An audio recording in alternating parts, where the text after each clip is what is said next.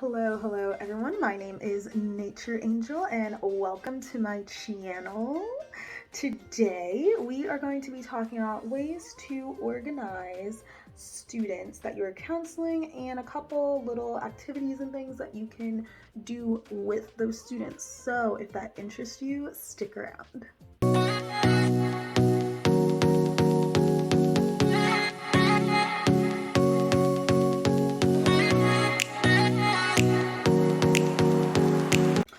So I know it's like mid-August and the students are about to come back if they aren't already back, and as a school psychologist, part of our job is to counsel students.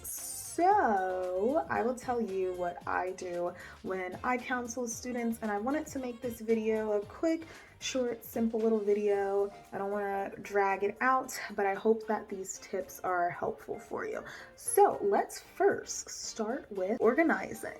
So I don't counsel many students, but the ones that I do counsel, since there's not a lot in my schools, I just keep a folder and I'll have a Word document with the student's name, and then I will write anything that happened during the visit that I had with that student, so that next time I see them, I will remember just right where we left off and I can get right back into it. And also there may be some things that I want to check back in on the next time that I see them. So it's really helpful to just have some quick notes.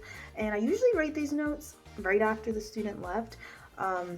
I try to listen really attentively, and sometimes I might write down things that I think I'll forget, or if they tell me something that they're really interested in, I'm like, okay, I want to remember that. But for the most part, I usually just keep it in my head. The student leaves and I'll type in the Word doc everything that I feel like is important that I'll need to know for the next time when I see the student. I know I said in my last video, I am a paper and pencil type of girl. I like to write down things like in my agenda, but when it comes to staying organized, since I always have my laptop, I keep the notes for the student on the laptop. It's just easier to keep the files, and it's easier for me to organize it. I'm sure if you want to use a binder, you can. And I have a binder, but it's such a mess that it's just harder for me to stay organized on the binder. I had it in grad school, and I just took those things I thought were important in grad school and brought it with me to work.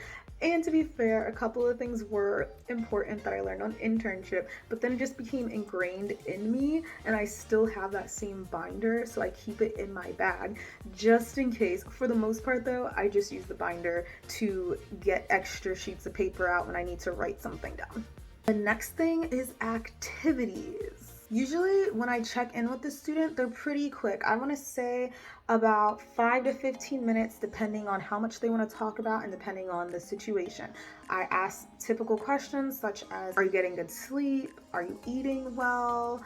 How are your classes going? How's everything at home going? What are your plans for today? And is there anything else that they want to talk about to me while I have them? While I'm talking to the students, when I do it with the middle schoolers, I just talk to them, like bring them in the office, they sit down and we'll just have a conversation. When I do it with the elementary school kids, we also have a conversation, but I have a bunch of games, so I usually play the games with the students because the games really help to open up the students.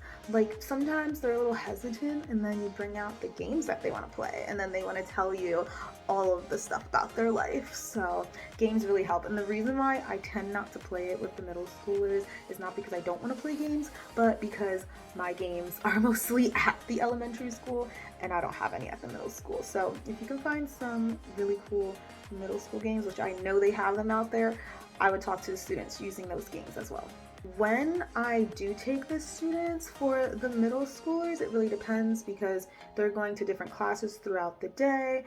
And at the elementary school, they also change classes when they're doing like arts and gym and music, all of that.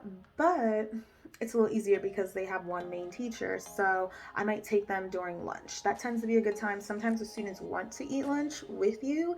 So if they do, the session might be a little longer because lunch is 30 minutes, but I know a lot of the kids do actually like coming during lunchtime. The last part I'm going to mention is when to counsel a student.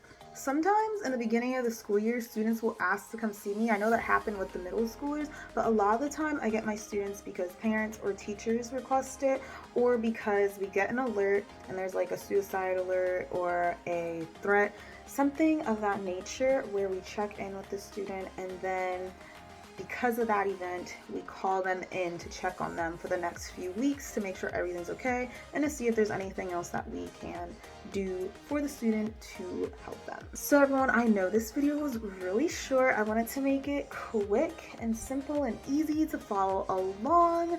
I hope that you enjoyed this video. Honestly, the next video might even be a vlog because the students will be back, so I could do the day in the life of a school psychologist again. And of course, I will still try to do videos like this as well, where they're sit-down videos, because I feel like these help a lot. So if you have any suggestions for other sit-down videos, leave that down below or message me. And again, thank you so much for watching. I appreciate you guys so much. I'll see you next time, okay? Bye, guys.